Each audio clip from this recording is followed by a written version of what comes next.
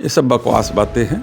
देखिए, समाजवादी टीएमसी नहीं, हमारे नेता अखिलेश जी परिवार के मुखिया के तरीके से पार्टी के सदस्यों का ख्याल रखते हैं। ये सारे लोग लगाए गए हैं मुद्दे से भटकाने के एकदम ध्यान भटकाने के लिए लगाए गए हैं। सर, जो अभी टीएमसी में हुआ है, जिसमें सयानी घोष से तमाम ऐसे नाम थे, लोग शक भी नहीं कर रहे थे कि ऐसा होगा। उसके बाद से ये चर्चा और तेज हो गई कि अब नेताओं पर भरोसा नहीं रह गया। और भारतीय जनता पार्टी मुद्दों से ध्यान भटकाने के लिए बहुत माहिर है। इस समय ज्वलंत मुद्दा है कि जिस राम की हम कस्में खाते हैं, जो राम सत्य के मार्ग पर चलने वाले हमारे आदर्श हैं,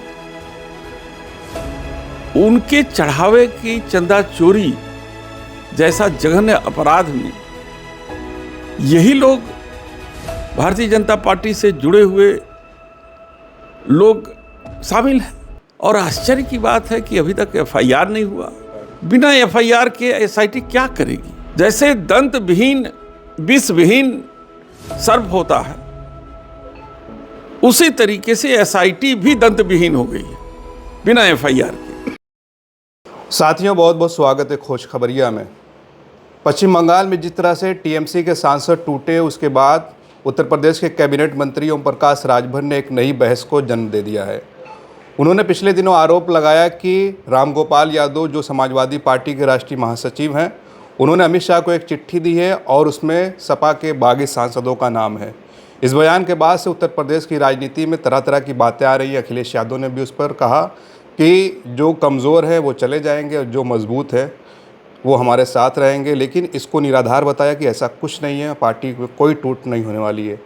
हमारे साथ इस मामले पर बातचीत करने के लिए चंदौली के सांसद वीरेंद्र सिंह जी हैं, जिन्होंने पूर्व केंद्रीय मंत्री महेंद्र नाथ पांडे को हराया था।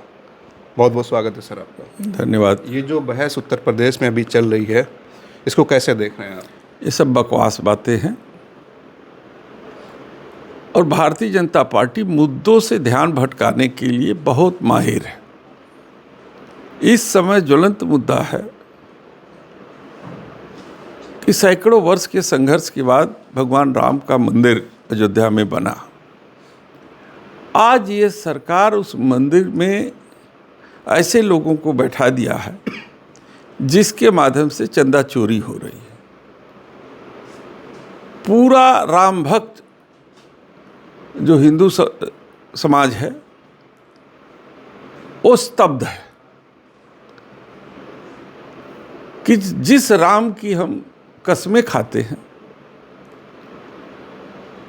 जो राम सत्य के मार्ग पर चलने वाले हमारे आदर्श हैं, उनके चढ़ावे की चंदा चोरी जैसा जघन्य अपराध में यही लोग भारतीय जनता पार्टी से जुड़े हुए लोग शामिल हैं। और आश्चर्य की बात है कि अभी तक एफआईआर नहीं हुआ। एसआईटी तो बना दी सरकार ने। बिना एफआईआर के एसआईटी क्या करेगी?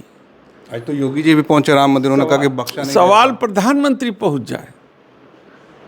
जैसे दंत विहीन विष विहीन सर्प होता है, उसी तरीके से एसआईटी भी दंत विहीन हो गई है बिना एफआईआर के। तो सबसे पहले तो एफआईआर होनी चाहिए और एफआईआर के बाद एसआईटी जांच करे, जो दोषी हो उसे कटघरे में ले। सर, केशव प्रसाद मौर्य, संजय निषाद भी दावा कर रहे हैं कि जो है सपा के सांसद हमारे संपर्क में है। ये सारे लोग लगाए गए हैं मुद्दे से भटकाने के एकदम ध्यान भटकाने के लिए लगाए गए हैं, जबकि हकीकत कोसों दूर है। लेकिन सर, जो अभी टीएमसी में हुआ है, जिसमें सयानी घोष से तमाम ऐसे नाम थे, लोग शक भी नहीं कर रहे थे कि ऐसा होगा। उसके बाद से ये चर्चा और तेज हो गई कि अब नेताओं पर भरोसा नहीं रह गया है। देखिए, समाजवादी टीएमसी नहीं है। समाजवादी अन्य पार्टी की तरीके से पार्टी नहीं है। हमारे नेता अखिलेश जी परिवार के मुखिया के तरीके से पार्टी के सदस्यों का ख्याल रखते हैं।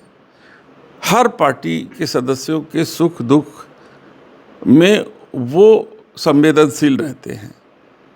कोई ऐसा अवसर नहीं आता जब कोई कार्यकर्ता अगर उनको अपने तकलीफ में याद करता हो और हमारा नेता वहाँ न पहुँचता हो।